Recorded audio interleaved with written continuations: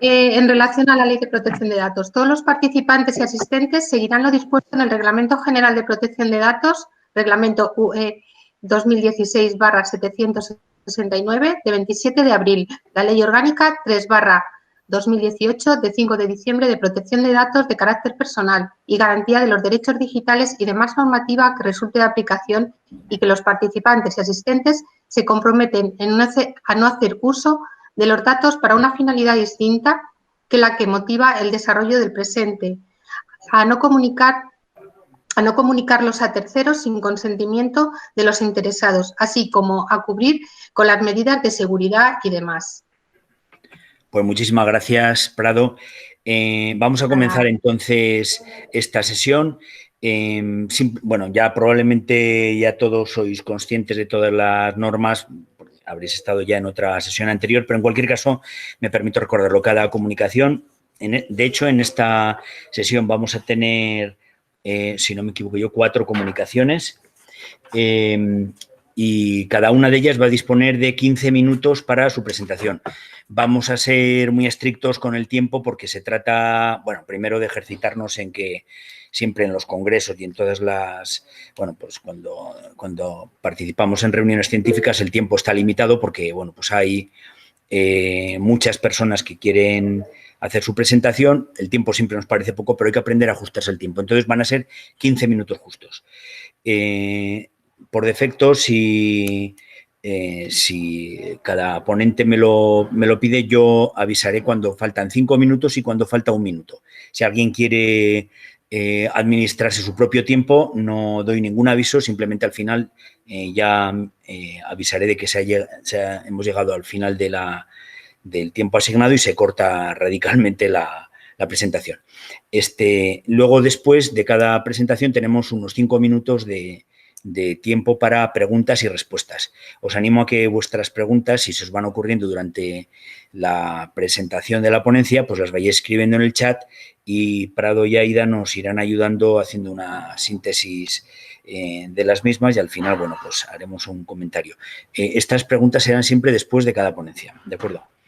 Muy bien, estas son, digamos, las reglas generales y vamos a comenzar entonces con la primera presentación que le corresponde a Edgin Calderón Cruz. Edgin, ¿estás con nosotros? Edgin, ¿estás por aquí? Muy buenas tardes, sí, es presente. Acabo de presentar, me notifican si pueden ver la presentación en mi pantalla. Sí, estamos viendo la presentación, sí. Excelente. Viendo. Bueno, José, por favor, antes de comenzar, sí, dime, perdón. Me avisa con el tiempo, por favor. Ok, te aviso. Entonces te avisaré cuando falten 5 minutos, te interrumpiré brevemente, te diré 5 minutos. Y cuando falte 1 minuto, lo mismo, ¿de acuerdo? Bueno, pues Edgin nos va a hablar de los factores que determinan el éxito académico de los estudiantes en las áreas de ciencia, tecnología, ingeniería y matemáticas, lo que habitualmente se conoce como estudios STEM. Entonces, Edgin, cuando quieras, tienes 15 minutos. Claro que sí. Pues muchísimas gracias. Muy buenas tardes. Mi nombre es Edgin Calderón. Como bien me presentó José, les voy a estar presentando los adelantos de mi tesis, que está bajo la supervisión de la doctora María José Fernández Díaz, a la quien agradezco en gran manera por el apoyo durante estos años. Históricamente, las ciencias y tecnologías han brindado a las naciones prosperidad y conocimiento. Este conocimiento se fundamenta en la generación de nuevas ideas y facilita un pensamiento flexible y crítico. Por su parte, los adelantos tecnológicos han traído consigo formulación y comercialización de patentes que han redundado en la prosperidad de las sociedades, postulando así las carreras de STEM como pilares de la economía moderna, pues hacen a las naciones competentes, resilientes y flexibles para atender eventos inesperados o crisis económicas, ambientales y políticas. En el contexto específico de los Estados Unidos, se estima en el 2014 y el 2024 hay un crecimiento de un 8.9 en los trabajos relacionados en STEM. No obstante, al analizar la situación de los hispanos en las áreas de STEM, observamos que aunque nosotros representamos el 17% de la población de los Estados Unidos y somos considerados el grupo minoritario más grande del país, estamos pocamente representados en el área de STEM. Y esto lo podemos observar pues en la obtención de los grados doctorales, apenas el 5.2 es otorgado a hispanos, mientras que representamos el 6% de la fuerza laboral en STEM. Estos datos evidencian la falta de hispanos en las carreras de STEM y ponen de manifiesto un crecimiento disparejo y distante al contexto social de la nación, haciendo necesario que las agencias gubernamentales instauren iniciativas y financien programas que promuevan la diversidad científica. Entre estas iniciativas se establecen los programas de entrenamiento en investigación a estudiantes y es importante resaltar como agente catalítico de esta reforma educativa en STEM el informe de la Comisión Boyer, pues este acoge como un componente medular de la educación universitaria las experiencias basadas en investigación. Por su parte, el Instituto Nacional establece que cuando a los estudiantes se les proveen oportunidades de participar activamente en investigación de vanguardia con facilidades adecuadas, apoyo y mentoría, se estimulará el deseo de estos por entrar a carreras de investigación.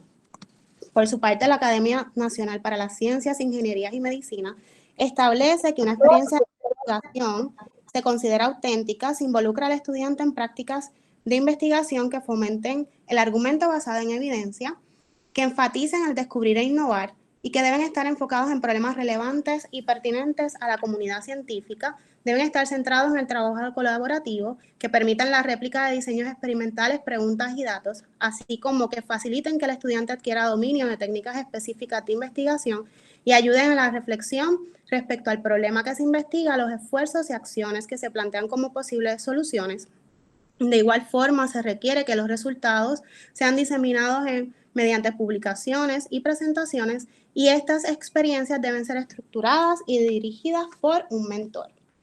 La primera parte de esta investigación tuvo como objetivo conocer el vínculo funcional entre una variable que fue obtención de PhD y un grupo de variables independientes, como fue el género, concentración académica, tiempo de participación en un programa de entrenamiento e investigación, el promedio académico y la participación en un internado de verano.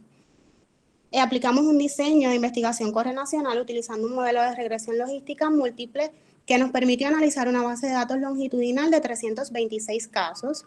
No obstante, a la luz de los resultados en esta primera parte no pudimos concluir que las variables incluidas en el modelo contribuyeran a que los participantes finalizaran con éxito un PhD en estas áreas. Estos resultados nos llevaron a replantear el objeto de estudio para poder profundizar en el conocimiento de los factores que facilitan el éxito académico de los estudiantes, de manera que planteamos una segunda parte de la investigación, esta vez bajo un enfoque metodológico mixto, aplicando, como pueden observar en el diagrama, un diseño secuencial exploratorio bajo un modelo de desarrollo de instrumentos. La primera fase fue una fase cualitativa. Esta fase nos permitió explorar los factores que un grupo de expertos académicos, así como la revisión de literatura y de como relevantes desarrollar en los estudiantes para que estos puedan tener éxito académico en las áreas de STEM.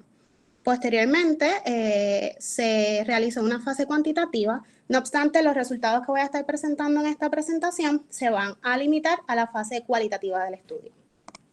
Para la fase cualitativa, iniciamos desarrollando un protocolo de entrevistas y una hoja de consentimiento informado y se realizaron 5 entrevistas semiestructurales a facultativos o docentes que trabajan como administradores o coordinadores de programas de entrenamiento en investigación. El objetivo era conocer el perfil del docente, el perfil de los programas e identificar los factores que ellos entienden facilitan el éxito académico de los estudiantes en estas áreas.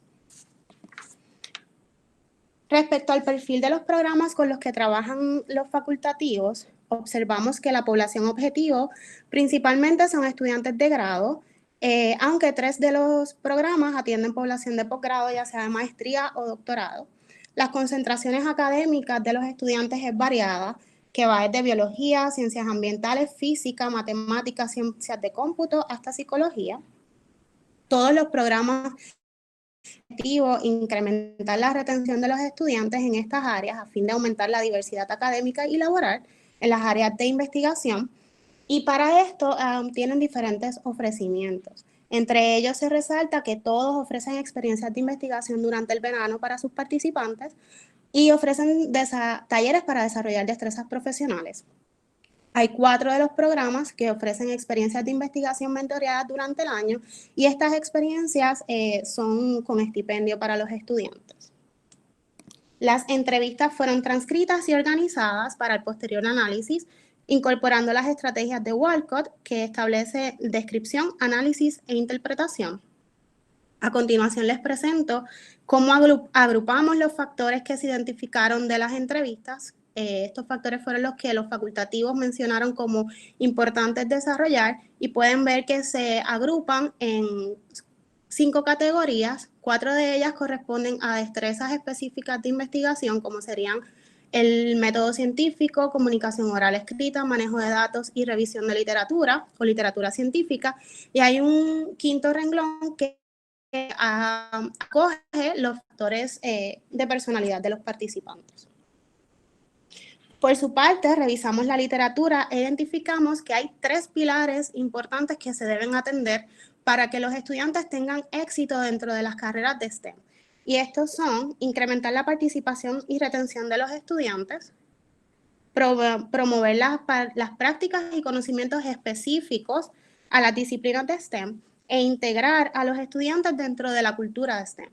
En negrillas, no sé si lo puedan ver claramente, pero en negrillas resalto las temáticas en las que hubo correspondencia entre los factores que emergen de las entrevistas y lo identificado en la literatura. De igual forma, realizamos una revisión de literatura para identificar cómo se evalúan estos factores, identificando 7 instrumentos que agrupamos principalmente en 2 renglones o categorías. Unos instrumentos estaban dirigidos a evaluar las destrezas de investigación y otros instrumentos están dirigidos a evaluar componentes más relacionados al estudiante, personalidad, como lo serían la autoeficacia y la identidad científica. Luego de analizar lo que emergió de las entrevistas y los análisis de los instrumentos y la revisión de literatura, generamos 6 áreas temáticas para englobar los factores que identificamos son los que se deben atender para que los estudiantes puedan tener éxito dentro de las carreras que están estudiando y que están categorizadas bajo STEM. Estas categorías o áreas temáticas son las destrezas de laboratorio, conocimiento en el método científico, revisión de literatura, destrezas para el manejo de datos, destrezas de comunicación, identidad científica y aclaración de carrera profesional. Para cada una de las categorías seguimos este ejercicio analítico de 9 pasos. Por propósitos de tiempo y espacio, pues voy a estar mostrando los resultados de la categoría manejo de datos. Y llegados a este punto, les quiero resaltar que el cuestionario, el instrumento que surgió de esta parte cualitativa, mantiene las premisas en el idioma inglés. Como pueden ver, el segundo paso permitió agrupar los ítems identificados en la literatura por los instrumentos, así como anotar o identificar temáticas que no estaban abordadas en los instrumentos o en la literatura, pero que emergieron de las entrevistas con los profesores. 5 minutos. Perfecto. En específico, podemos ver que los profesores identifican el conocimiento estadístico como importante, aspecto que no se contempló en los instrumentos. En el paso 3, para determinar los ítems que finalmente serían incluidos al instrumento, contactamos a un experto en evaluación de programas, quien tuvo acceso a las entrevistas transcritas y a un resumen de la revisión de literatura, y con él realizamos un ejercicio de acuerdo entre expertos para analizar cada ítem. Ahí pueden ver los ítems en los que hubo acuerdos y en los que dicen no, pues que fueron eliminados. Esto dio paso a la versión preliminar del instrumento y en el paso 5 adaptamos una planilla de evaluación que fue juntamente con el instrumento enviado por correo electrónico a 4 facultativos que son diferentes a los que participaron de las entrevistas semiestructuradas y se les pidió que evaluara cada uno de los ítems. Como pueden ver, destrezas de datos, 7 ítems en los criterios, que serían contenido, redacción, vocabulario y correspondencia. Los resultados, los comentarios y recomendaciones se agruparon en el paso 6, en la tabla como la pueden ver, y finalmente el análisis, el producto del análisis nos permitió depurar este instrumento, y entre los cambios para esta categoría es que el nombre inicialmente era destrezas de datos y cambió a destrezas para manejo de datos. De la misma forma se redujeron la cantidad de ítems de 7 a 5 y hubo cambios también relacionados a las premisas, al contenido. La versión preliminar en el paso 8 fue enviado a una experta en lingüística inglesa que hizo un análisis gramatical para finalmente en el paso 9 tener lo que sería el instrumento final. Como pueden observar, la fase cualitativa del estudio mixto facilitó la creación de un instrumento que compila en 6 áreas temáticas los factores identificados por los docentes y la literatura como importantes desarrollar para que los estudiantes puedan tener éxito académico en áreas de STEM. La versión final del instrumento consta de 52 ítems con una escala de ganancia de 5 puntos y las áreas temáticas son las que aparecen al momento. En la actualidad, esta investigación se encuentra en la fase cuantitativa. Tenemos ya completado 137 y estudiantes han completado el instrumento, de manera que ya estamos para iniciar la fase de los análisis estadísticos correspondiente a la etapa cuantitativa de esta investigación. Gracias por su atención. Esto sería todo lo que estaría presentando de mis avances de la investigación. Así que cualquier pregunta, este es el momento. Muchísimas gracias. Muchísimas gracias, Jean. Te has ajustado perfectamente al tiempo, te ha sobrado tiempo incluso, con lo cual pues podemos dedicar un poquito más a las preguntas. No sé si ya tenemos, Aida y Prado, si tenemos ya preguntas recogidas o si no es el momento de formularlas. No, por ahora no veo ninguna pregunta en el chat. Bueno, invito a todos los asistentes a que formulen sus preguntas. Es el momento de hacerlo.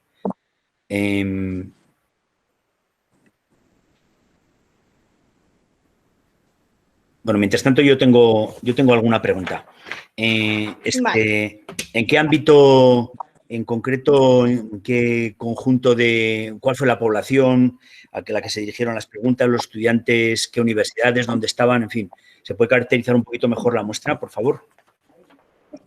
Claro que sí. Respecto a la población, como el estudio tiene 2 etapas, en la etapa inicial son estudiantes que pertenecen a programas de investigación de universidades, la Universidad Pública del Estado de Puerto Rico, y son estudiantes de grado y de posgrado que participan, estudian y cursan grados o posgrados dentro de lo que serían carreras de STEM.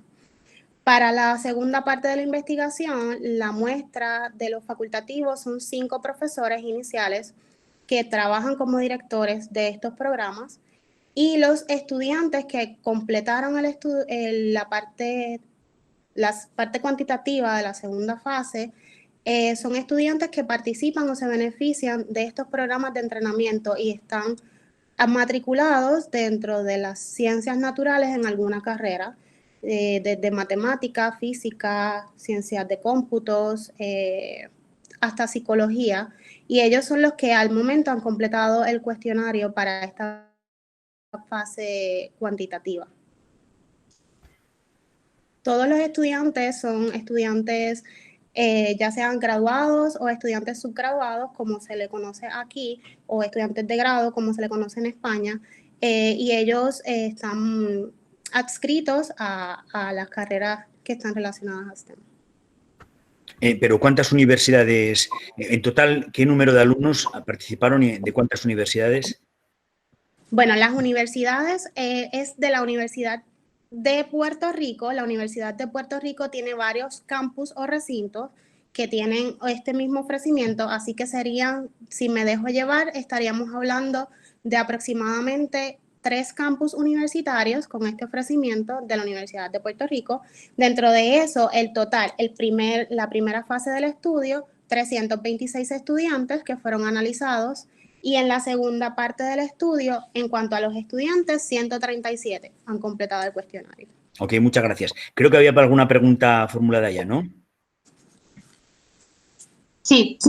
A ver, Kaf pregunta, ¿has podido encontrar datos del Departamento de Educación de los Estados Unidos incluyen esos datos info para PR? La realidad es que los estudios, la información y la literatura revisada no contemplan a los estudiantes de Puerto Rico, y esta es una de las razones por las cuales estamos haciendo este estudio.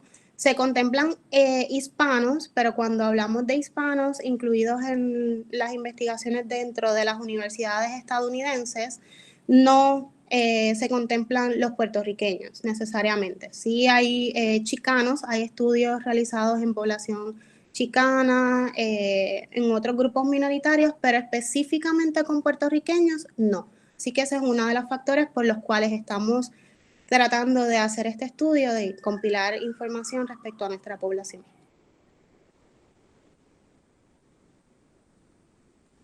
Ok, tenemos tiempo para una pregunta más.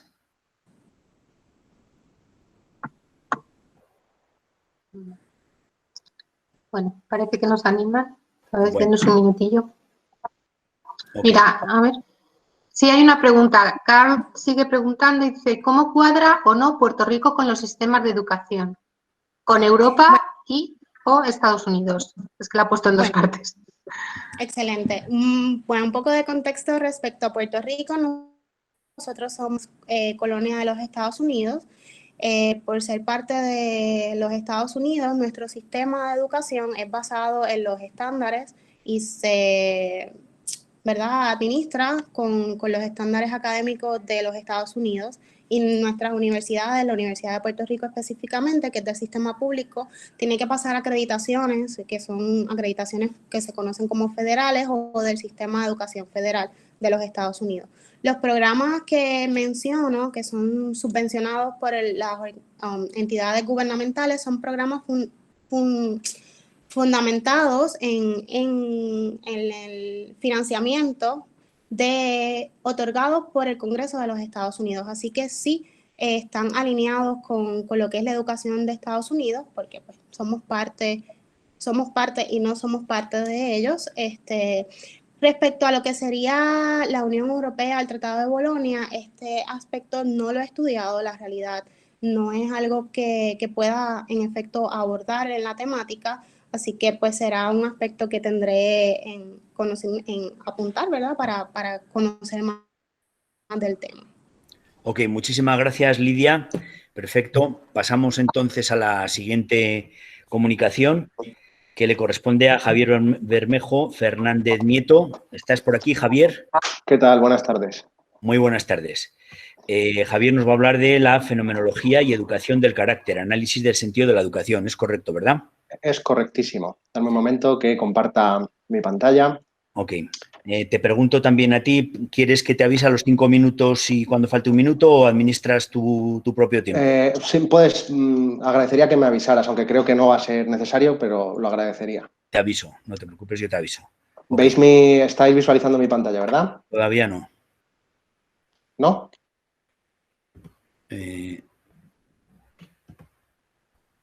No, Javier, no se ve, solo se ve presentación, Javier Bermejo, pero no se ven diapositivas ni nada. Vale, pues dame un momento que repito la jugada.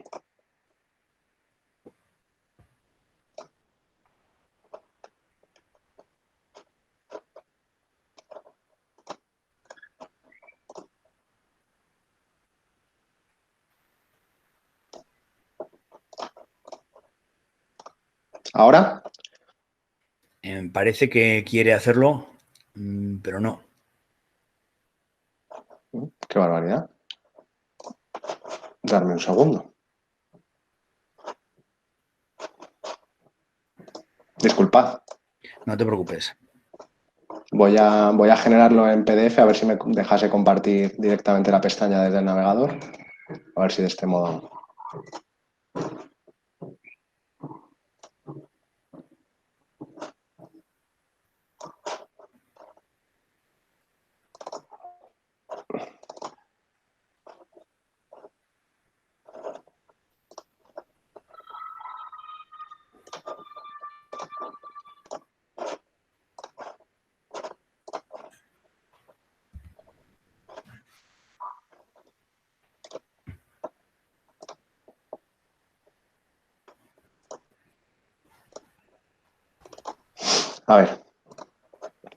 A ver si ahora.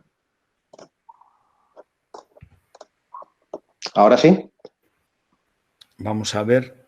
Parece que quiere. No, tampoco. Nos dicen desde la organización que puedes probar a cambiar de explorador. Sí, podría, pero... Y a ver, si estás con Chrome, creo que, o sea, si no estás con Chrome, pruébalo. Sí, no, estoy con Chrome, De hecho, es el único que Vale. utilizo porque Internet Explorer sabemos que no es amigo de la tecnología. Pues no sé muy bien qué es lo que sucede, la verdad. Tengo el PDF y el PowerPoint, pero no comparte ni una cosa ni la otra. A ver, ¿es posible que Edgin esté todavía en modo de presentación? Edgin, ¿estás con nosotros? No parece. No. Javier, ¿puedes intentar enviárnosla? Ahora. Ah, mira, ya aparece. Ahora sí lo veis. Sí, ahora ya sí. Ahora ya sí. Ahora veis el PowerPoint en pantalla completa, ¿verdad? Sí, correcto. Fantástico, perdonad. Bueno, pues dadas las circunstancias, intentaré ajustarme todavía más. No me voy a extender mucho. He preparado una presentación bastante sintética que aborda fundamentalmente pues, los avances en la tesis doctoral que hasta el momento he alcanzado. La tesis doctoral que voy a presentar está dirigida por Charo González Martín y por Juan Luis Fuentes y, como veis y bien ha comentado José Luis Gaviria, pues lleva por título Fenomenología y Educación del Carácter, análisis del sentido en la educación. Sin embargo, no os asustéis por esta primera diapositiva porque, como a muchos de vosotros habrá sucedido durante el desarrollo de vuestro trabajo, de vuestra investigación, pues a medida que ha ido avanzando, lo que pretendía ser pues, un análisis del sentido en la educación del carácter, por así decir, a través de un enfoque fenomenológico, pues se ha convertido única y exclusivamente, que ya es mucho, en un análisis del sentido en la educación. ¿Qué quiero decir con esto? Que, bueno, pues para ajustarme a normativa de las jornadas, he mantenido el título original de la investigación, pero próximamente se modificará, ¿de acuerdo? Eso no quiere decir que la investigación no haya bebido de la educación del carácter y de la fenomenología como enfoque, ¿de acuerdo? Como premisas, antes de entrar en materia, pues confirmar, simplemente informaros, mejor dicho, de que esta tesis doctoral se inició en el 2017-18, se decidió hacer el formato de tesis por compendio de publicaciones y actualmente pues ya contamos afortunadamente con dos artículos publicados, uno en la revista Temps d'Educació y otro en la revista Bordón. Tenemos un capítulo de libro aceptado que próximamente se publicará y nos encontramos finalizando el último de los artículos. Como objetivos generales de la propia investigación, pues se encuentra de una parte el analizar el concepto de sentido de la vida y por otra explorar posibles vinculaciones entre el propio sentido de la vida y la educación. La hipótesis de trabajo inicial fue, bueno, pues partía un poco de la convicción personal de que la reflexión sobre el sentido de la vida es en sí misma educativa.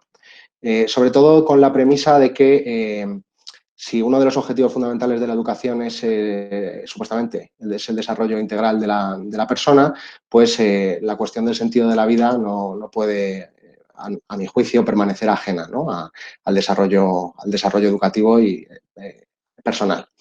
En cuanto a la metodología, pues podríamos encuadrarla, por decirlo de alguna manera, en una investigación filosófica que en algunas ocasiones ha llegado a ser hasta hermenéutica, desde un enfoque pedagógico humanista, ¿de acuerdo?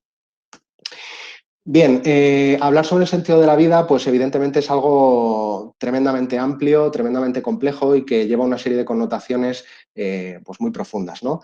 De ese modo, el primer paso al que nos enfrentamos con la investigación fue, pues, ciertamente, saber qué es eso del sentido de la vida, ¿no? En la literatura actual se habla de los sentidos del sentido.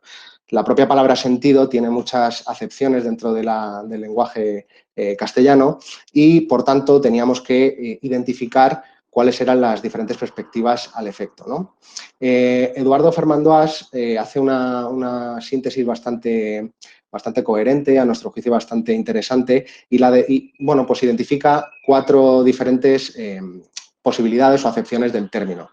De una parte, la concepción del sentido de la vida como finalidad externa.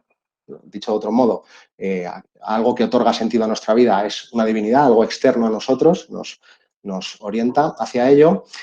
Por otra parte, el sentido como coherencia interna, es decir, es una visión más personalista en el que el ejercicio vital y la reflexión personal y el modo de vida es el que hace que confeccionemos nuestra forma de vivirla y otorgarle un sentido, por tanto, a la vida. Por otra parte, el sentido como importancia, es decir, el sentido de la vida conceptualizado como lo valioso que tiene la vida o las cuestiones valiosas que vivimos son las que otorgan sentido a nuestro ejercicio. Y, por último, el sentido como dirección. Pues evidentemente hace alusión no ya a la meta, al recorrido, sino al recorrido propio de nuestro ejercicio vital. A estas acepciones podemos Javier, añadirle... te Sí. interrumpo un segundo. Es que estamos todo el rato viendo la diapositiva 1. No sé si es a propósito o es algo... No, en absoluto, en absoluto. De hecho, voy por la sexta ya. Pues, ¿me pasa solo a mí o todo el mundo está viendo solo la primera? Sí, por favor, que lo confirmen. Sí, No. no, a mí me pasa. No pasa, no. ¿No pasa? Vale, no os preocupéis. Vuelvo a compartir. A ver ahora. ¿Ahora? ¿Veis diapositiva? Ahora sí, la 5. Vale. ¿Veis la 5? Estado del arte. Correcto. La diapositiva 6, claro, me había despistado yo. Sí, diapositiva 6, que es la... Vale, ok, perdonad. Diapositiva 6. Bueno, como decía, a las 4 acepciones del término descritas por Fernand Oix se le puede añadir otras 2 descritas por Jean Grondin, que son el sentido como sentimiento, es decir, la conceptualización de que la vida tiene sentido en tanto en cuanto se siente lo que se vive, y la concepción de que el sentido de la vida permanece en los significados, en la significatividad de lo que vivimos, no tanto en sentir, sino en lo parecido a la concepción del sentido como importancia de Fernand Oix. ¿Habéis visto la transición a la siguiente diapositiva? Sí, se ve. Perfecto, perfecto. Sí. Gracias. Bien, bueno, pues hechas estas aclaraciones, el siguiente paso era identificar de alguna manera, bueno, pues en qué situación se encuentra la reflexión en torno al sentido de la vida como concepto, y para ello pues se hizo una investigación un poco más en profundidad, más analítica en relación a los grandes paradigmas que engloban esta reflexión. De una parte se encuentra el sobrenaturalismo, de otra el naturalismo y el nihilismo en último lugar. Si os fijáis, todas las definiciones anteriores provienen de manera directa de estos paradigmas, ¿no? Por una parte encontramos las visiones inmanentes y trascendentes, es decir, aquellas que otorgan o encuentran un sentido de la vida o bien en el ejercicio de la vida o al finalizar la misma. Por otra parte, dentro del naturalismo, aquellas visiones centradas propiamente en el individuo o visiones externas que serían el subjetivismo y el objetivismo, y por último la concepción nihilista que lo negaría, ¿no? Pero incluso la concepción nihilista, la literatura pone de manifiesto en relación a ella que aunque niegue la existencia de cualquier sentido de la vida, le otorga bastante importancia, ya por el simple hecho de haberse molestado en reflexionar sobre ello, ¿no? Por tanto, debía de constar en este listado. Más allá de estos grandes paradigmas, encontramos en la reflexión científica actual 3 posturas o posiciones que son las más extendidas. De una parte, el sentido de la vida a partir de la consecución de logros, la concepción de que nuestra vida tiene sentido cuando alcanzamos una meta concreta. De otra parte, el sentido de la vida a partir del desarrollo moral. Y, por último, el sentido de la vida en lo que a las relaciones personales se refiere. Después de haber hecho este ejercicio, pues nos dimos cuenta de que hacía falta saber cuál era la herencia de la reflexión actual sobre el sentido de la vida, y nos retomamos a un estudio un poco más de carácter histórico para aproximarnos al concepto. Como sabemos, la concepción clásica sobre la vida, sobre el sentido de la vida en este caso, se centra sobre todo fundamentalmente en el modo de vida, en cómo se vive y qué características son las que tiene una vida buena, ¿no? El siguiente hito histórico que podemos localizar es en la Edad Media, fundamentalmente a través de Tomás de Aquino, en el que, pues, evidentemente, se confiere un sentido a la vida en relación a una finalidad divina, ¿no? En este caso, Dios. Ya en la modernidad, la modernidad, iniciación de la contemporaneidad, el primer filósofo en preguntarse francamente y profundamente sobre esto fue Schopenhauer. Bueno, pues no vamos a entrar en detalle porque sería muy largo ahondar en cada uno de los autores, pero bueno, tenéis un símil entre la visión de cada uno de ellos con el símbolo de igual, a partir de la voluntad, en Schopenhauer, en Kierkegaard, fundamentalmente a través del cambio del conocimiento por el conocimiento y experiencia de la fe, la creencia en Dios. Nietzsche, a partir de la revaluación de los valores propios. Tolstoy, un poco parecido a Kierkegaard, por la fe. Heidegger, el modo de vida auténtica.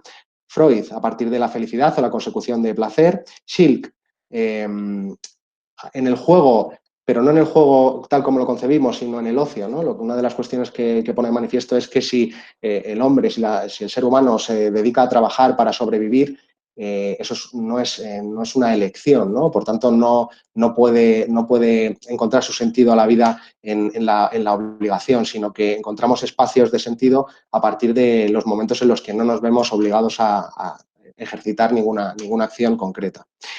Bueno, visiones ampliamente conocidas como la de Sartre o la de Camus. Y en último lugar, Frank, que fundamentalmente, si hacemos cualquier búsqueda en cualquier motor de búsqueda o recurso, encontraremos que es la persona, el autor que más referencias tiene, creador de la logoterapia, que concebía el sentido de la vida como el determinante vital de las personas. Y en último lugar, dentro del positivismo lógico, encontramos a Ayer, que, bueno, aunque considera que la reflexión sobre el sentido de la vida no tiene fundamento, en caso de que lo tuviese, dice, sería puramente individual. Toda esta evolución, evidentemente, finaliza en torno a la década de los 30, 40 del siglo pasado y es retomada por la filosofía analítica, que es la que la desarrolla en todas sus vertientes hasta la fecha, ¿no? Autores como Richard Taylor, Robert Nozick, Thomas Nagel, Harry Frankfurt, Susan Wolf, John Cottingham o Tadeusz Med y Joshua Seacri son las personas fundamentalmente que más han trabajado en 5 minutos. Perfecto, en el concepto de sentido de la vida y que han dado paso a la reflexión pedagógica que luego veremos. En último lugar, el ejercicio realizado en esta investigación fue ver esa evolución, si realmente se había extendido al ámbito educativo. Se hizo una búsqueda inclusiva en la Web of Science con diferentes términos, sentido de la vida, sentido en la vida, sentido vital, en el periodo de los últimos 70 años y se localizaron 3.555 publicaciones. De esas 3.555 publicaciones, como podéis ver en la diapositiva, el grueso fundamental lo ha recogido la psicología y la educación únicamente cuenta con 138. Sí que es cierto que entre la psicología y ciencias de la salud es fundamentalmente donde más se ha desarrollado. En cuanto a la evolución por años, en la producción científica sobre el sentido de la vida, como podéis observar, está invertida, es decir, la fecha más actual es la de la izquierda. Podéis ver que ha ido increciendo a lo largo de los años, encontrando el pico en el pasado año 2019, pero ya marcando una cierta evolución a partir de los años 2000, de la década del 2010. En cuanto a los autores más participativos y que más propuestas han realizado, encontramos fundamentalmente psicólogos y psiquiatras, algún filósofo en última instancia, pero evidentemente la evolución ha hecho que el interés haya sido generado a partir de la psicología y la psiquiatría. Ya en el ámbito educativo, como podéis observar, se visualiza que la evolución ha continuado. Son testimoniales las aportaciones antes del año 2000 en relación a la educación del sentido.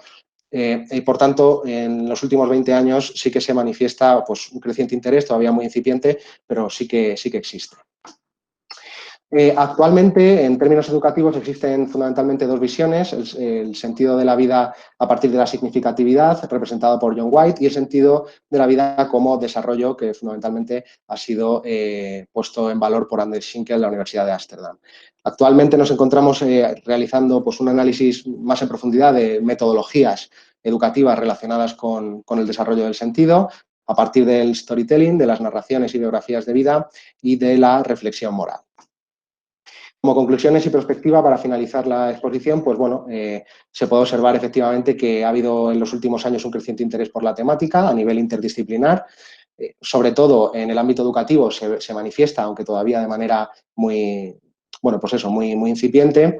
El desarrollo, como se ha visto, ha sido fundamentalmente heredado de la reflexión de la filosofía y la que ha aportado en las últimas décadas la psicología, y la herencia educativa que existe en la producción científica actual y en el discurso educativo, pues evidentemente es la que ha adquirido del desarrollo filosófico y psicológico. Con todo, con independencia del enfoque que se adopte, recordemos las acepciones que habíamos visto anteriormente, y al menos en términos teóricos, pues la hipótesis de trabajo, la hipótesis de partida, podría decirse que se puede confirmar, ¿no? A partir de este punto, pues el momento en el que nos encontramos es, como confirmaba hace un momento, en la continuidad del análisis, pues un poco más cualitativo en relación a metodologías que, bueno, pues centran la atención en el desarrollo del sentido de la vida. Nos encontramos confeccionando la última publicación para la tesis doctoral y tras ello pues se confeccionará el compendio actualizado una vez haya sido publicada para dar por finalizada la investigación. Os dejo invisiblemente algunas referencias, las más significativas. En cualquier caso, si alguien está interesado o le llama la atención el tema, pues estaré encantado de compartirlo. Muchas gracias a todos. Pues muchas gracias. Perfecto, no has agotado el tiempo, así que tenemos un poquito más de tiempo para incluso alguna pregunta adicional. A ver, supongo que Aida y Prado estaréis con las preguntas. ¿Tenemos preguntas recogidas hasta el momento? Por ahora no. Lógico. Aprovecho para hacerte una pregunta porque me ha interesado mucho la mención que has hecho de un autor cuyo apellido es realmente gracioso porque parece que es el apellido para un nombre de un chiste, porque en inglés se escribe ayer, pero sí. si en inglés sería yesterday, pero como es en inglés es EAR, se pronuncia EAR. Cuando se pronuncia en inglés nadie sabe de quién estamos hablando, le pasa como a Dewey. Correcto. Decimos Dewey, Dewey era Dewey. Correctísimo. Me interesa mucho porque era un tipo súper interesante y desde luego o sea, parece además como que abordar el sentido de la vida desde una postura de filosofía positivista, además era de los representantes, digamos, más duros del positivismo lógico. Bueno, pues como que es un tema que cuando se abordaba, por ejemplo, en la época en que Wittgenstein también abordaba temas de este tipo, era para decir pues, que quedaba fuera, era lo inefable, lo que no se podía hablar, etcétera, y los demás, entre otros, se metían con él diciendo, si no se puede hablar, ni siquiera puedes decir que no se puede hablar de él. O sea, ¿qué perspectiva presentaba al respecto del sentido de la vida que fuera original, que fuera un punto de vista, una aportación más allá de la negación? Bueno, pues como he dicho antes, él partía de la negación, pero incluso en el caso de que se llegase, él abría un poco la puerta, ¿no? Bueno, pues en el supuesto de que se llegue a considerar que es importante o interesante reflexionar sobre esto, en cualquier caso que cada uno dé su perspectiva. En ningún caso puede haber una perspectiva general y global sobre la que todo el mundo podamos manifestar una misma opinión, ¿no? Podríamos decir que de alguna manera tiene una visión, bueno, por decirlo de alguna forma, individualista, ¿no? del asunto, que luego sí que ha sido un poco más explotada a partir de la reflexión más actual de la educación del sentido, en tanto en cuanto no... Bueno, suele ser una temática que en algunas ocasiones genera cierta reticencia porque se considera que el sentido de la vida es algo que está ahí, que está impuesto o que es heredado, ¿no? A partir de la comunidad o donde vivas. Y la reflexión actual, sobre todo a partir de la filosofía analítica, lo que pone de manifiesto es todo lo contrario, ¿no? Y el desarrollo de la producción científica educativa se ha centrado en la significatividad de la educación como agente generador de significados de un lado y, por otra parte, en el hecho de que la educación en sí misma es pues una acción humana que permite el desarrollo de las personas y dentro de ese desarrollo puede estar el sentido de la vida. Muchas gracias. Creo que tenemos ya alguna pregunta, ¿verdad? Sí. Sí. Sí, mira, Jorge Fernández de los Ríos dice, hola Javier, no me ha quedado claro la metodología de investigación que usas. Gracias. Bueno, es normal, porque es una investigación, como he comentado al inicio, que fundamentalmente se centra en leer, pensar y escribir, ¿no? Sacar conclusiones a partir por eso también decía lo de la hermenéutica, ¿no? A partir de la interpretación de textos. No he tenido que interpretar textos extraños, ¿no? Pero en algunos casos sí que se ha bueno, pues se ha centrado fundamentalmente en analizar en qué es eso del sentido de la vida, qué posibles aplicaciones tendría en ámbito desde la perspectiva educativa y sus connotaciones también. Y yo lo he intentado encuadrar dentro de la reflexión filosófica en educación, ¿no? O sea, es una metodología de reflexión filosófica y lo he encuadrado dentro del paradigma humanista, bueno, pues por encuadrarlo de alguna forma. Muy bien. Tenemos más preguntas, ¿verdad? Sí. A ver, Laura Camas te quería preguntar si el confinamiento ha alimentado tu reflexión sobre el sentido de la vida. Pues la verdad es que, como le pasa a mucha gente con su tesis doctoral, llega un punto en el que ya no quieres ni pensar más en ella, ¿no? Sí, claro que sí, es algo que me acompaña y sé que a mucha gente, afortunadamente también, nos acompaña el pensar en cosas bueno, pues existenciales, trascendentes, llamémosle de cualquiera de las dos formas. A mí particularmente el confinamiento en concreto no me ha hecho pensar más en ello, pero sí que es cierto que me lleva acompañando mucho tiempo como concepto, como reflexión, y pues la oportunidad de poder desarrollarlo a partir de una visión pedagógica pues me parece muy interesante, ¿no? Sobre todo después de los hallazgos que ha habido en la investigación, en la que se puede observar que es algo que siempre ha estado ahí, ¿no? Que se ha desarrollado, que ha habido muchas perspectivas, ninguna mejor que otra, y que a partir de ella pues, puede haber modelos muy dispares y muy interesantes. Ok, tenemos alguna pregunta más, ¿verdad? Sí, nos quedan dos preguntas más. Venga, pues Pablo García, bueno, una probablemente ya has contestado porque, bueno, te dice, hola, muy interesante y sincrónica, se está hablando mucho de valores esta tarde, enhorabuena. ¿De qué metodología se trata? ¿Es una investigación documental? Y luego también pregunta, ¿has pensado en posibles relaciones entre el sentido de la vida y cuestiones de la vida de los alumnos? Motivación, soledad, logro, etcétera. Sí, de hecho, en varias de las aportaciones, sobre todo a nivel metodológico, que existen, diversos autores que han trabajado, pues como he dicho, sobre el storytelling o las narrativas de vida, etcétera, sí que han puesto en valor cuantitativamente pues cómo el trabajar en el concepto de sentido de la vida sí que influye en la motivación de los alumnos, no ya hacia la asignatura en sí, sino hacia su ejercicio vital, ¿no? Motivación personal en general. Entonces, es algo que se trabaja de manera transversal. El objetivo, tristemente, para muchas personas a las que con quien comparto el desarrollo de mi tesis, su objetivo no es cuantificar ni dar una solución a la pregunta por el sentido de la vida, pero sí que es cierto que a partir de la investigación pues, se han localizado diferentes metodologías y propuestas que focalizan la atención en el desarrollo integral de la persona y que a partir de esta reflexión, como decía, se puede alcanzar pues eso, mayor motivación hacia la vida individual de cada uno. Y una última pregunta. Venga. Vale, hay alguna más, pero bueno. Yolanda Naya pregunta, dice, me parece muy interesante, ¿podrías profundizar más en la hipótesis? Sí, la hipótesis de partida es que, bueno, esa es una hipótesis vivida en primera persona, es el hecho de que pensar en qué es la vida, qué significa, cómo se vive mejor, qué finalidad tiene, qué significado tienen las cosas que vivimos o que nos rodean. Toda esa reflexión, englobándola dentro del concepto de sentido de la vida, es en sí mismo educativo, ¿no? Como reflexión personal. Ok, bueno, pues muchísimas gracias.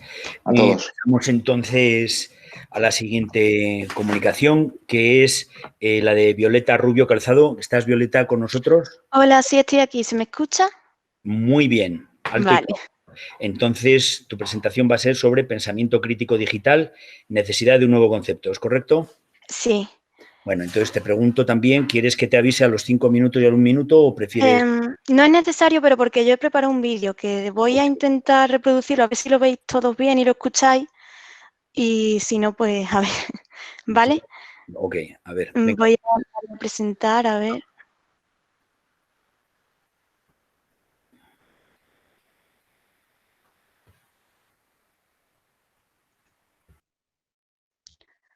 ¿Se está viendo ahora?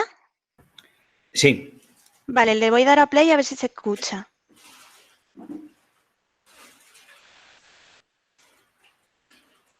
¿Se escucha? No. Vale, un segundo, a ver.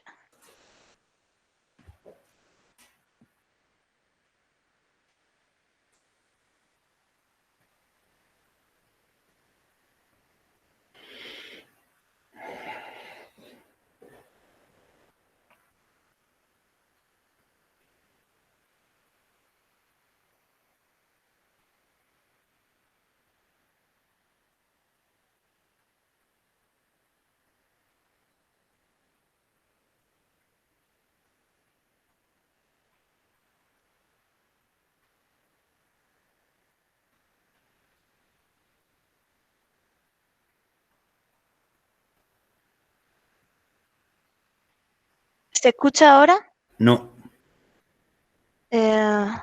Pues no sé. Voy a darle más volumen a ver si es eso. Si tienes un altavoz de estos que funcionan por Bluetooth, nosotras los estamos reproduciendo así. No sé si podrías conectar el ordenador al altavoz.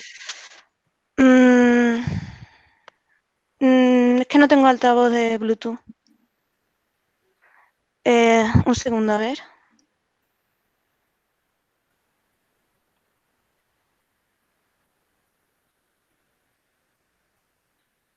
El espacio que engloba a miles de voces al unísono, la imagen que... Ponlo desde el principio si quieres.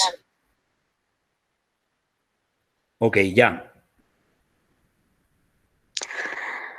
Buenos días, mi nombre es Violeta Rubio Calzado y en esta comunicación voy a presentar la revisión bibliográfica de mi tesis que llevo con María del Rosario González Martín. Esta tesis trata del pensamiento crítico digital como nuevo concepto y con respecto a los antecedentes y problemas de investigación, es importante centrarnos en el contexto actual, que es la era digital. El principal problema es que recibimos gran cantidad de información, pero no disponemos de una herramienta para gestionar todos estos datos que recibimos a diario. La principal consecuencia es que tanto el tiempo en el que se recibe la información, que es instantáneo, el espacio, que engloba a miles de voces al unísono, la imagen, que es audiovisual, y la relación con los otros, que es virtual, coexisten en este contexto de modo diferente. Esto nos lleva a una necesidad. Esta gran demanda es crear una competencia que integre tanto la competencia digital como la social y cívica. Y todo ello se lleva a cabo de una manera reflexiva y a través de un pensamiento crítico, que sería en este caso el pensamiento crítico digital. Nos movemos entonces al marco teórico y en primer lugar sería necesario hablar de las necesidades específicas que nos llevan a la creación de este novedoso término. En primer lugar, tenemos unos alumnos que han nacido ya inmersos en el mundo digital, son alumnos digitales, por lo tanto, no funcionan con una educación tradicional. Necesitamos una innovación metodológica. Esto sería la segunda necesidad. La tercera está relacionada con los riesgos que existen en la red. Los alumnos y la sociedad en general tienen que estar preparados para navegar en la red de manera segura, de manera crítica. Y también es importante mencionar el riesgo de la brecha digital que se crea con la existencia de la globalización y de las nuevas tecnologías. que nos acercan a todos, los que podemos permitirnos no solamente tener estas tecnologías, sino saber utilizarlas de manera crítica. Ya no es solamente el poner de un teléfono móvil, sino del saber cómo utilizar los datos que estamos recibiendo constantemente en ese teléfono. Por último, tendríamos las dos necesidades clave. En primer lugar, el espíritu crítico y una inteligencia emocional para movernos en este mundo digital. Todo ello nos llevaría a la necesidad de una educación de carácter integral, donde todas estas competencias específicas se den de una manera interrelacionada. Sería interesante entonces ver cuál ha sido el recorrido histórico del pensamiento crítico.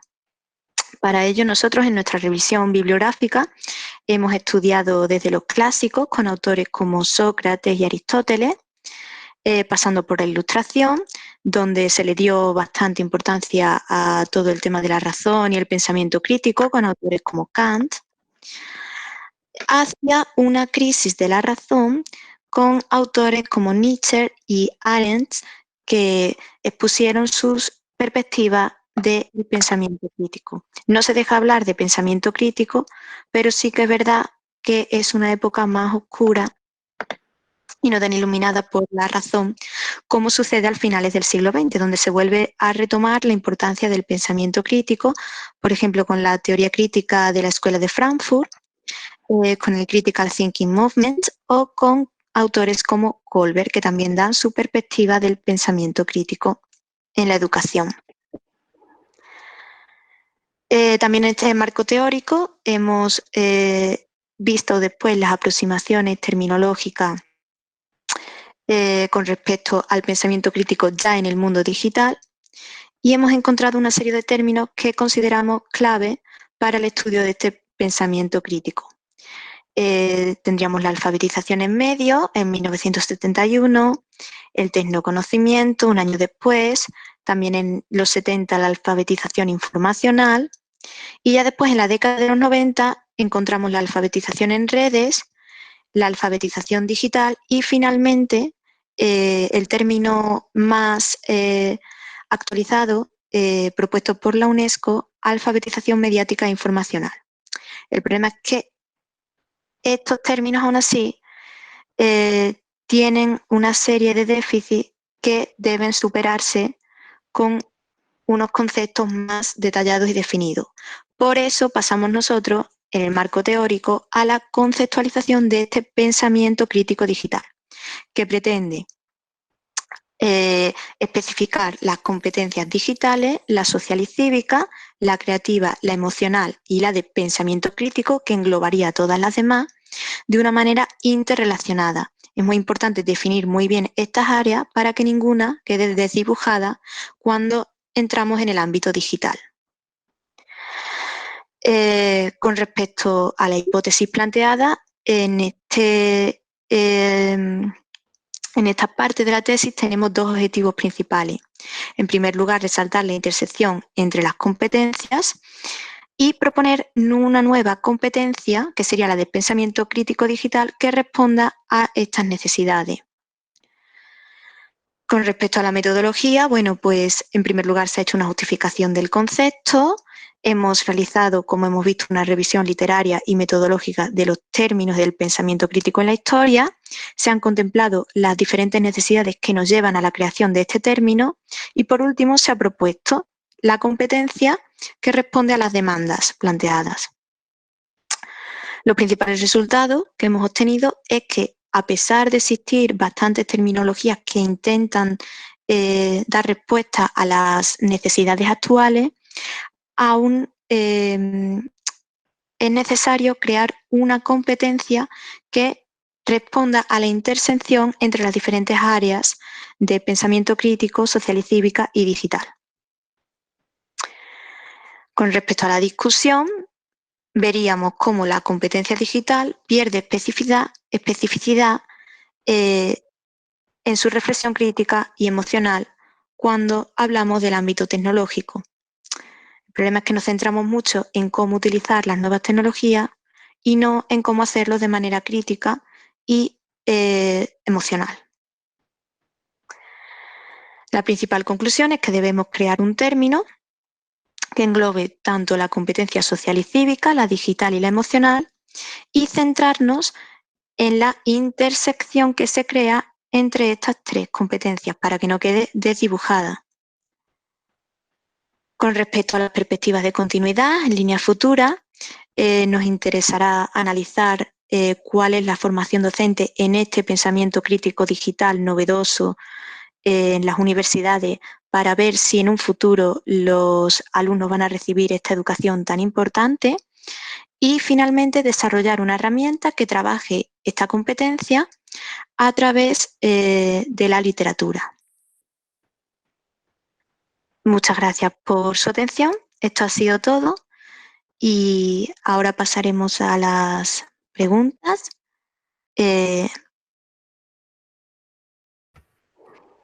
Muy bien, bueno, pues de hecho nos sobra bastante tiempo, con lo cual pues hay la posibilidad de hacer bastantes más preguntas y sobre todo contestarlas.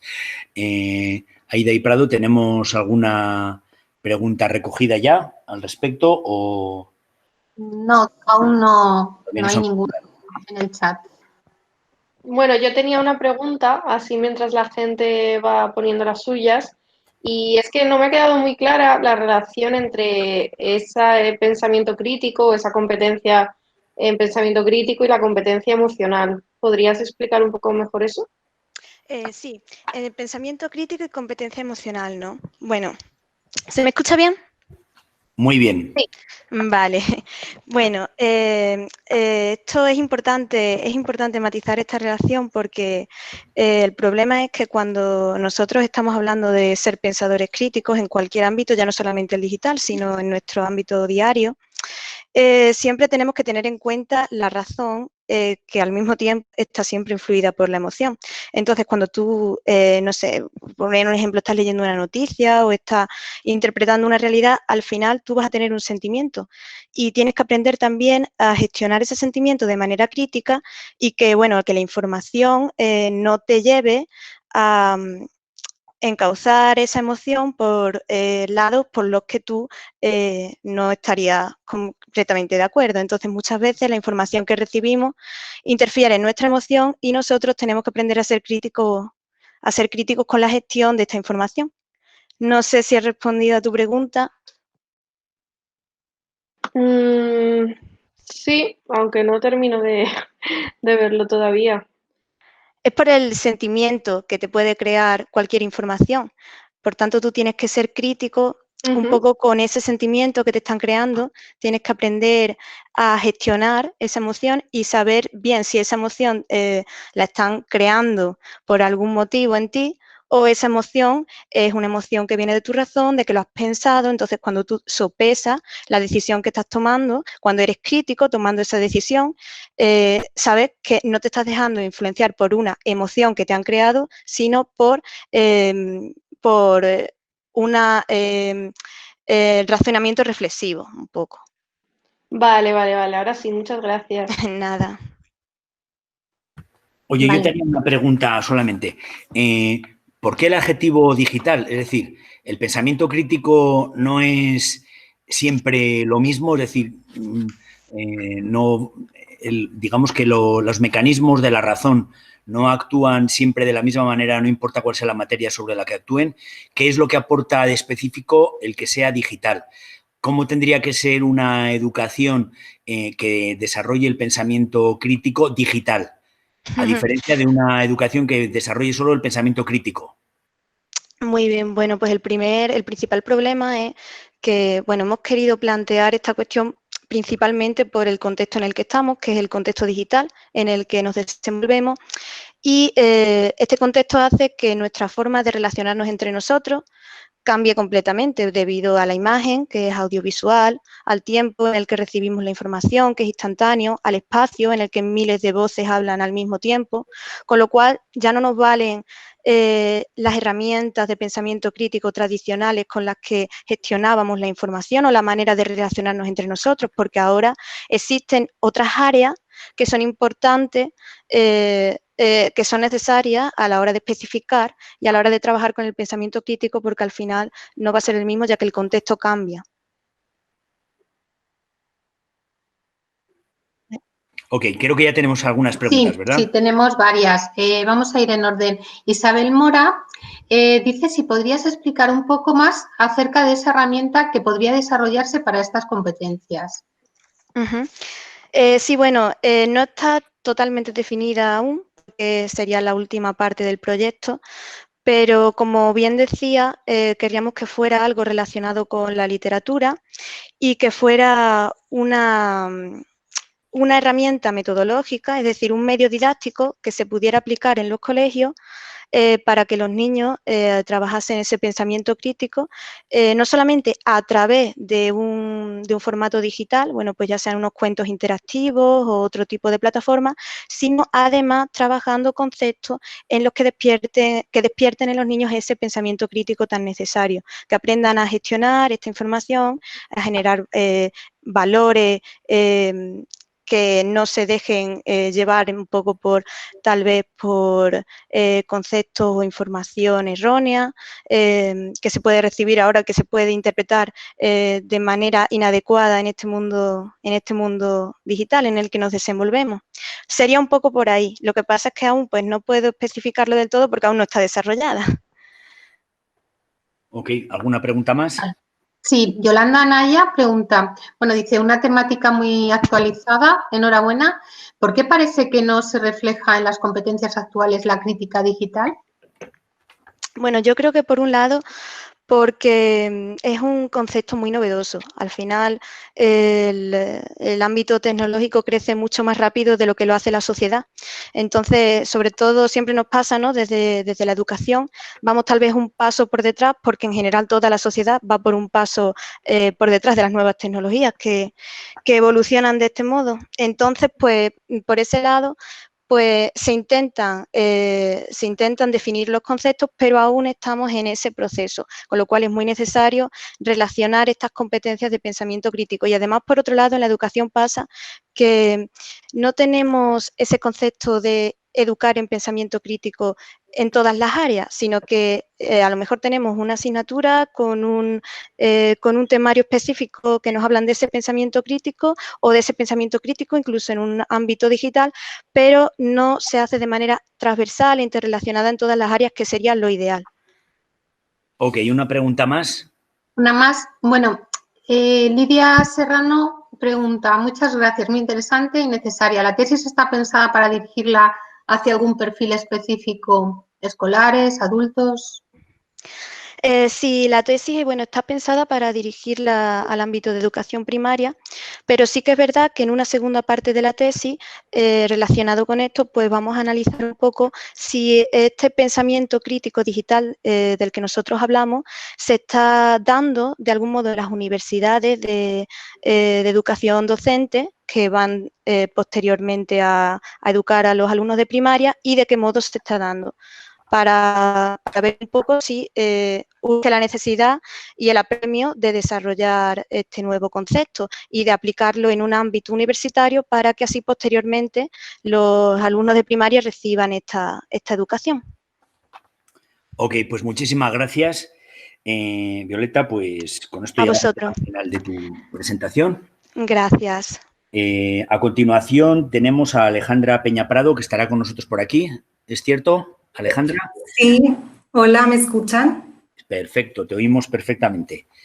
Ay, bueno, perfecto. Entonces, tu comunicación va a ser perspectivas de la aplicación metodológica de la enseñanza-aprendizaje en la educación superior, un modelo del proceso formativo de la docencia en México.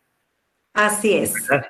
Que ayer tuvieron un sismo de 7,5 grados en la escala Richter en la Ciudad de México. Pero solo pasó, bueno, creo que fue un susto, pero hubo algún muerto en Huatulco, me parece, ¿no es cierto? No estoy enterada sobre fallecimientos, no. Okay. Sin embargo, no hubo, bueno, obviamente detalles en las estructuras de ciertos edificios ya viejos, pero bueno, la verdad no tenía dato de algún fallecimiento. Hasta ayer mi información era que no, pero bueno, seguramente. Ojalá que sea que no. Ojalá bueno, que no. pues entonces te hago la pregunta otra vez. ¿Quieres que te avise a los 5 minutos y cuando falta un minuto o prefieres administrar tu propio tiempo? No es necesario porque hice un video Okay. y dura justo 15 minutos con 4 segundos. Ok, perfecto. No, creo que no es necesario. Igual, si gusta, los 4 segundos lo cortamos. De hecho, esos 4 segundos agradecimiento. Así que... No, lo pasas un poquito más rápido y ya está. Ok. Bueno, ¿Me confirmas si pueden ver, por favor? Sí, lo estamos viendo ya. Perfecto, muchas gracias. En caso de que no... Gracias. En caso de que no escuchen, les pido de favor me comuniquen. Ok. Gracias.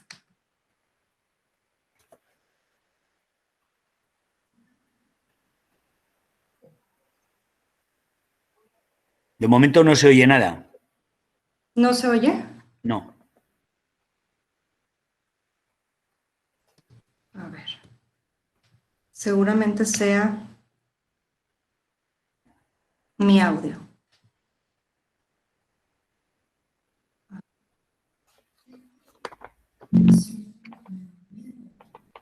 ¿Se escucha ya? A ver. No. No, ok. Listo, entonces los voy a pasar en video acá. Es que lo quería presentar en presentación, pero lo pongo en video. Ok.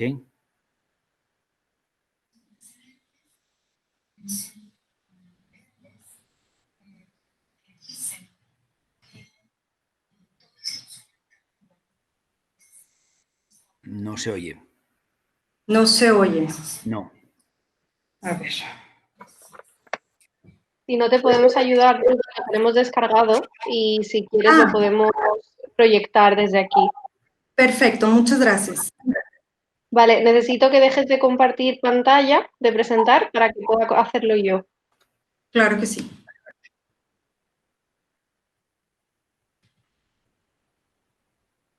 Vale, muchas gracias. Vamos a probar. Sí, gracias. Si quiere ponerlo desde los antecedentes, por favor. Uy, espera un momentito.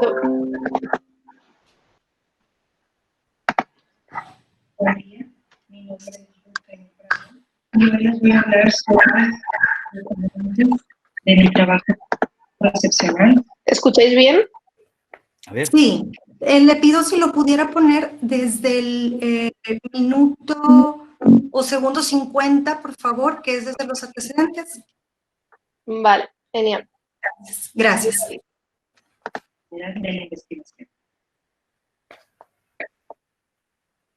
En cuanto a los antecedentes, menciono a Méndez, en donde dice que toda institución educativa necesita ser transformadora, necesita desde su organización, desde su administración, necesita estar constantemente en tendencia de modo de poder fortalecer la educación y, por supuesto, llegar o alcanzar la calidad educativa.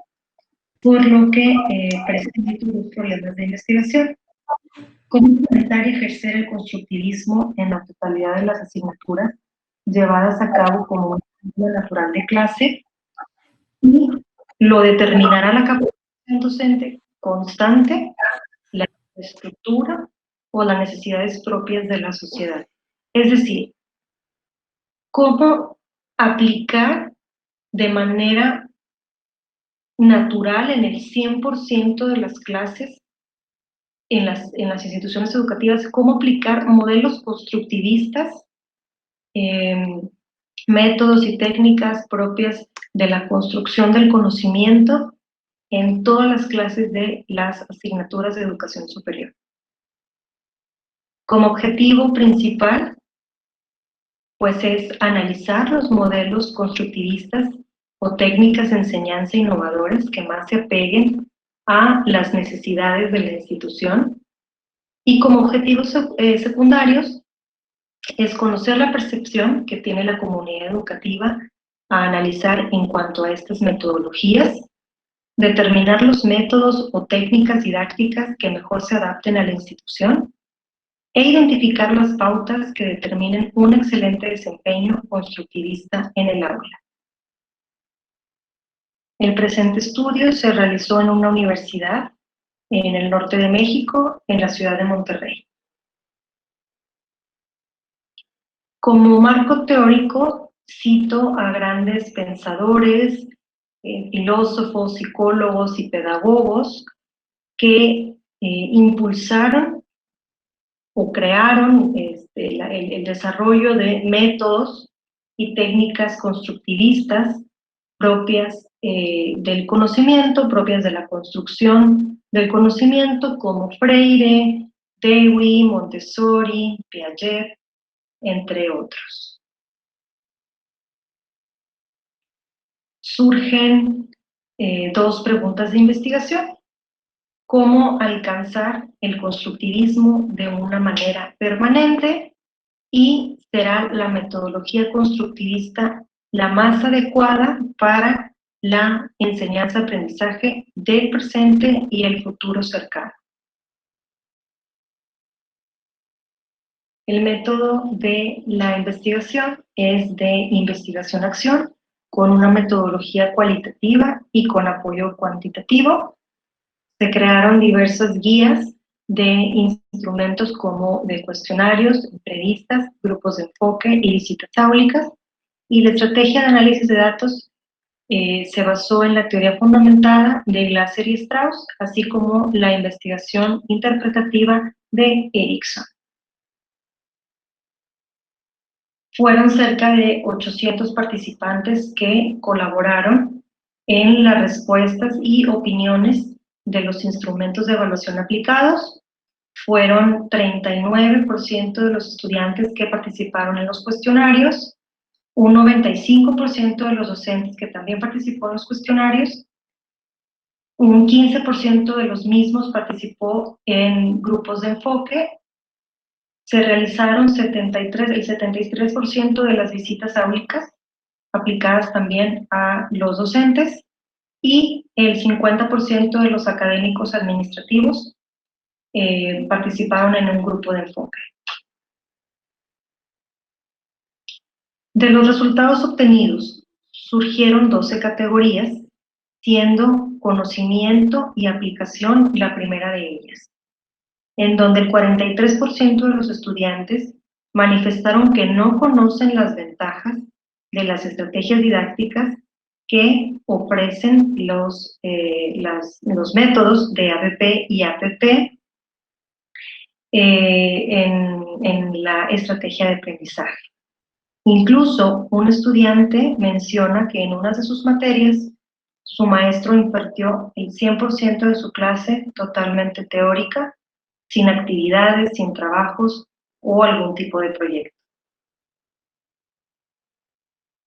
La segunda categoría fue vinculación tema-proyecto, en donde el 75% de los docentes exponen que en sus clases proponen el desarrollo de soluciones a problemas reales o exponen el desarrollo de proyectos. Sin embargo, una estudiante de psicopedagogía menciona que en su experiencia como estudiante no ha tenido práctica alguna. La tercera categoría es participación, en donde el 72% de los docentes aseguran que siempre propiciaron la participación en el desarrollo de proyectos. Sin embargo, en ciertas visitas áulicas no se observa que los docentes propicien la participación activa. La cuarta categoría es el trabajo colaborativo, en donde el 68% de los estudiantes alegan que sus maestros siempre fomentaron el trabajo colaborativo en sus sesiones académicas. A diferencia de estos resultados, en una entrevista a un estudiante mencionó que sus maestros le piden actividades o trabajos totalmente individuales y no colectivos o grupales. La quinta categoría corresponde a la evaluación multivariada, en donde el 44% de los docentes manifiestan que aplican coevaluaciones de manera frecuente. mientras diversos estudiantes comentan que nunca les han aplicado dichos instrumentos de evaluación.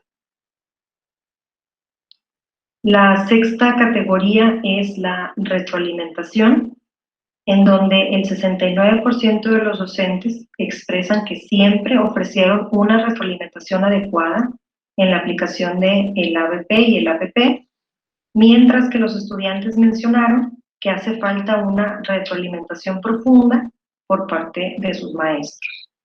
Esto también se puede ver reflejado en algunas de las visitas áulicas realizadas. La séptima categoría es la de tecnología.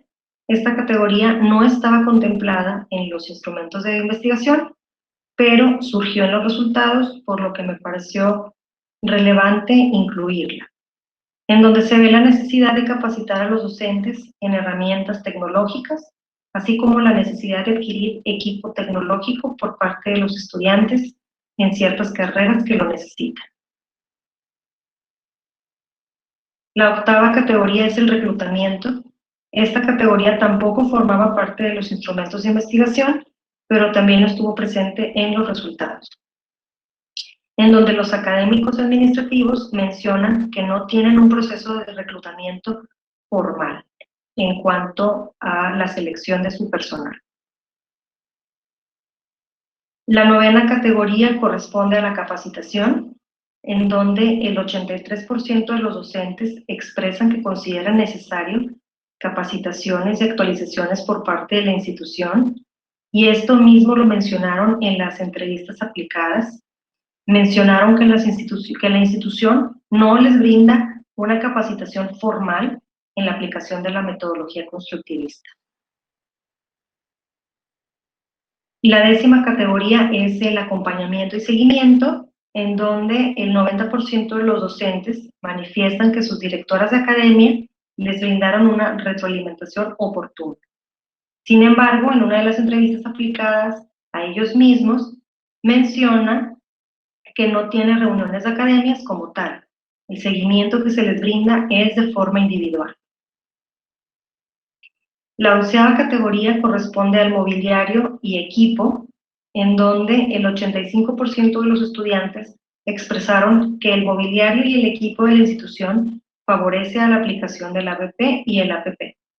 Tanto los estudiantes como los docentes afirmaron en las entrevistas que el uso de las mesas colaborativas propician el trabajo en equipo y se fomenta el diálogo. La 12ª categoría es la infraestructura, en donde el 79% de los estudiantes consideran que las instalaciones de la institución son adecuadas para el proceso de enseñanza-aprendizaje. En las entrevistas aplicadas tanto a estudiantes como a docentes, mencionaron que las instalaciones propician un buen desempeño en su experiencia educativa, ya que la universidad se encuentra constantemente en remodelación. En cuanto a la discusión de dichas categorías, se puede determinar lo siguiente. Los estudiantes obtienen un aprendizaje significativo con la aplicación de modelos constructivistas y es responsabilidad de la institución mantenerse actualizada en metodologías innovadoras para su aplicación e implementación. Para llevar a cabo un método adecuado de proyectos, la institución necesita hacer una excelente supervisión del diseño e implementación de los mismos, de modo que la calidad educativa incremente por medio de la práctica. Definitivamente existe una necesidad por parte de los estudiantes de ser escuchados y de tener la oportunidad de aportar sus contribuciones en sus clases, por lo que se les exhorta a los docentes a propiciar la participación. Los estudiantes están ávidos realmente de tener una experiencia como tal, en trabajar colaborativamente en equipo y tener un buen desempeño en ellos, por lo que también se les invita a los docentes a generar actividades grupales. Una vez generadas las actividades colaborativas, es fundamental aplicar instrumentos evaluativos en donde los estudiantes tengan la oportunidad de valorar su desempeño y el de sus compañeros. Asimismo, se sugiere que los docentes brinden una retroalimentación adecuada del trabajo de sus docentes, de modo que los mismos puedan mejorar su práctica académica. También se recomienda a las universidades a invertir en tecnología como en la capacitación de la misma a todos sus maestros. En cuanto al Departamento de Recursos Humanos, se sugiere la creación de un proceso apropiado de reclutamiento en donde se evalúa el personal a ingresar, verificando que realmente su perfil concuerde con la metodología constructivista que se pretende llevar a cabo. Y en temas propios de la administración, se aconseja la creación de un departamento exclusivamente de capacitación en donde se asesoren a los docentes en temas y métodos y técnicas constructivistas a emplear, así como en herramientas digitales, entre otros temas específicos de cada academia.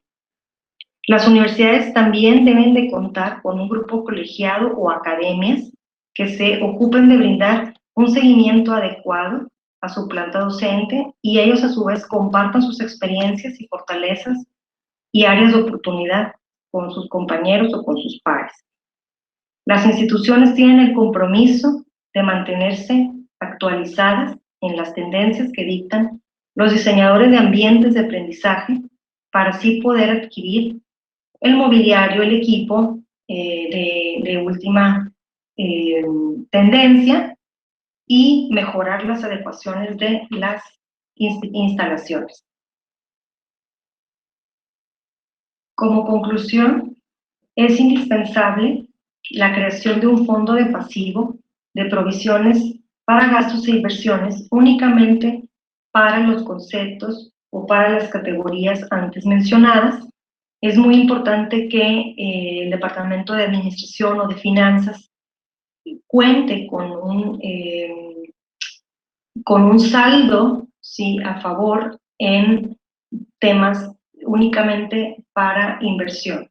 Es importante que ni bien surge una remodelación o capacitación o asesoría de los docentes, se pueda realizar sin problema o ningún problema económico. Como perspectiva de continuidad de la investigación, bueno, este año estaré diseñando cursos y talleres de capacitación en temas de modelos constructivistas para posteriormente aplicar nuevamente los instrumentos de evaluación y valorar si las preguntas de investigación planteadas y comentadas hace unos momentos, pues fueron las adecuadas. La investigación tiene como continuidad a un futuro con el mismo alcance, pero en un ambiente de educación virtual, tal como lo está demandando el presente. Muchas gracias por su atención.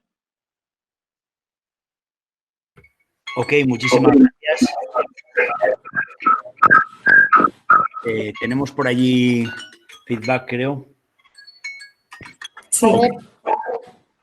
Muy bien, buena adaptación al tiempo. Efectivamente, no ha habido ni 4 segundos de diferencia. O sea, que estamos muy bien. Seguramente no ha habido todavía tiempo para que se hayan formulado preguntas, ¿verdad, Aida y Prado? No hay ninguna pregunta. Bueno, pues yo tengo un montón de preguntas. No me va a dar tiempo en los 5 minutos a formularlas todas. Excelente. O por lo menos a que me dé las respuestas. Pero vamos a ver, yo siempre tengo la duda de qué es la metodología constructivista. Siempre. Porque cuando oigo hablar de constructivismo, lo mismo oigo hablar de aprendizaje por medio de la práctica, de descubrimiento, oigo de montones de cosas. Y me da la impresión de que a veces se utiliza esa etiqueta como que algo es constructivista siempre que no sea la clase tradicional en la que el maestro imparte doctrina y los alumnos recogen. Pero no sé si hay algo que sea específicamente de verdad constructivista que permita definir que una metodología determinada no es solo alternativa a la educación clásica, sino que realmente es constructivista. Esa es una primera pregunta. Y luego, en fin, tengo varias más, pero solo voy a hacer otra más. Con el constructivismo siempre me pasa que llevamos, se trata como novedad, pero realmente hace como 35 años, por lo menos, que se está hablando en las aulas del constructivismo, o más seguramente, y mi pregunta es siempre la misma. Si es algo tan bueno, ¿por qué cuesta tanto que se ponga en marcha? Es decir, ¿por qué nadie quiere adoptar una metodología constructivista? Si es algo tan bueno. Y bueno, no me resisto a formularle alguna más, que es, bueno, ¿y qué control de verdad tenemos de que efectivamente cuando se adopta una metodología constructivista los resultados son mejores? Es decir, ¿qué evidencia hay? Esto es muy importante, especialmente en la educación universitaria, en la educación superior. El problema es que ya no estamos, bueno, más allá de poder decir que siempre estamos educándonos, pero realmente podríamos decir que a lo mejor los objetivos de aprendizaje, los objetivos cognitivos de aprendizaje tienen menos importancia que otros en la educación básica, pero desde luego eso no es así en la educación superior. Y entonces, ¿qué evidencia hay de que una metodología constructivista provoca mejores resultados de aprendizaje en educación superior? Respóndame a lo que quiera. Bien, todas. Empecemos por la primera. Uno, ¿sí me escuchan? Sí, sí. Perfecto, gracias. Uno de nuestros asesores en la institución en donde colaboro, él fue estudiante de Piaget y él fue estudiante y discípulo de Freire. Y nosotros lo conocimos hace 11, 12 años y él, el doctor Arturo Ornelas Lizardi, nuestro asesor, nos comentaba o nos introdujo sobre el constructivismo. Yo no lo conocía, yo estudié, y yo creo que como todos los presentes, estudiamos en una escuela tradicional. Entonces, hace 10, 12 años yo no conocía este método, bueno, esta metodología, y cuando la introduce, él cita a Freire, diciendo que el constructivismo es meramente pues la construcción propia del conocimiento, ¿no? Cómo el estudiante construye el conocimiento, no lo aprende de una persona que la dicta o que nos regala una presentación, en fin, es cómo hacer que el estudiante realmente crea este conocimiento y posteriormente pues lo obtenga, ¿no? Y lo lleve a la práctica. Ahora bien, me voy a pasar tantito a la tercera pregunta, es cómo si se comprueba o no se comprueba si funciona el constructivismo o no. Bien, yo lo vi, como les repito, realicé muchas entrevistas, muchas encuestas, y no hubo un solo estudiante, y les estoy hablando de que participaron cerca de 800 personas, no hubo un solo participante, ni de estudiante, ni de docente, que dijera que la clase tradicional fuera mejor que la constructivista. Es decir, incluso cito a los mismos estudiantes en las entrevistas, diciendo que cuando ellos llevan la teoría a la práctica por medio de la investigación, por medio de los trabajos colaborativos, ellos son los que realmente, es como realmente obtienen el conocimiento. Incluso, no lo menciono en la presentación, pero creo que es importante y relevante decirlo ahora, y es algo que me estoy planteando realmente en mi trabajo. Un par de ellos mencionó que el examen, ¿sí? O sea, el instrumento de evaluación como el que nosotros conocemos como examen o quiz, es una información que no queda a largo plazo, ¿no? Ellos alegan que estudian para los dichosos exámenes horas antes y a las horas posteriores de haber concluido el mismo, pues no es una información que de alguna manera se esfuma, ¿no? en sus cabezas. Sin embargo, con los trabajos prácticos que han realizado, y también cito a una estudiante de Derecho, mencionó que su maestro les encargó un trabajo de una simulación de un acta para hacer un divorcio, y eso les llevó pues muchísima práctica. Incluso ella, obviamente, aún no tiene su cédula profesional, no puede ejercer. Sin embargo, en el despacho en donde trabaja, pues ya pudo involucrarse en esta práctica, ¿no? Entonces, la ciencia cierta, las lecturas, no, obviamente es postura de cada autor, si dice si funciona o no funciona. Sin embargo, lo que he leído y lo que he aprendido en esta investigación es que, pues definitivamente es la preferencia, ¿no?, actual, de la pedagógica actual. Creo que la pregunta 2 fue sobre los métodos o algo así. No, no es necesario que me la conteste porque además yo creo que ya tendremos seguramente alguna pregunta más de la audiencia y entonces casi es preferible que nos dediquemos a ellas. Sí, Aida y Prado, ¿tenemos alguna otra pregunta? Tenemos una pregunta, varias preguntas. Isabel Mora quiere saber cuáles podrían ser los principales obstáculos para que este tipo de metodología sea enseñada según tu investigación. Sí. ¿Algo más? Sí, gracias por la pregunta. Sí hay obstáculos, definitivamente ha habido obstáculos, generalmente en el de los docentes, en donde pues hay gente que, a ver, todos han estado de acuerdo, pero hay maestros con muchísimos años de experiencia en la docencia tradicional, muchos años, entonces de pronto puede llegar a ser disruptivo el manejo de métodos o técnicas constructivistas. Entonces no ha habido realmente negación, pero sí como obstáculo es como que, ok, estoy de acuerdo, es lo que la institución lo solicita, es lo que los estudiantes lo solicitan, sin embargo, necesito tú como institución que me enseñes, que me capacites en estas metodologías para poder, pues, desempeñarme bien, ¿verdad? Eso sería el primer obstáculo. Ok, tenemos más preguntas, ¿verdad? Sí, Jorge Fernando de los Ríos dice, me ha parecido muy interesante, Ruth, sobre todo las conclusiones de cambios estructurales dentro de la universidad. Una pregunta, ¿has contemplado en la investigación las oportunidades o experiencias formativas más allá del aula dentro de la propia universidad? Por ejemplo, actividades de extensión universitaria o actividades extracurriculares, perdón. Muchas gracias, muchas gracias. Sí, propiamente en la investigación no, pero en la práctica sí.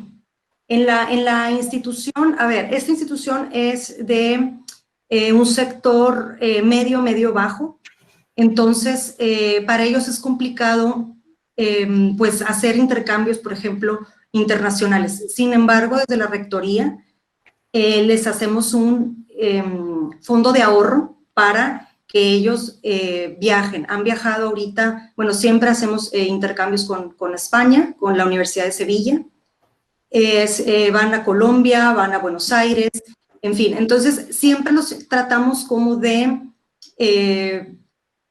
crear estas experiencias, ¿no?, de vivenciales y de práctica fuera de la institución, de modo que vivan más allá de la propia universidad. Sin embargo, en esta investigación no lo he tomado en cuenta, me he centrado un poco más en la administración de la misma institución, pero yo creo que es importante, sería muy interesante integrar esto que mencionas. Muchas gracias, sí. Muy bien. No sé si hay alguna pregunta más, creo que no, ¿verdad? No, por ahora ya no hay ninguna más. Bueno, perfecto. Pues hemos terminado justo a tiempo, estupendamente. Un saludo muy fuerte. Y bueno, invito ahora, con esto terminamos esta sesión y invito ahora a todos tenemos ahora media hora, un poquito más de descanso y les invito a todos a participar a las 7:30 en la sesión de clausura en la que se hará entrega del Premio Ángeles Blanco de Investigación en la convocatoria 2020. Pues muchísimas gracias a todos y hasta las 7:30. Muchas gracias, José Luis, y muchas gracias a todos por vuestra asistencia.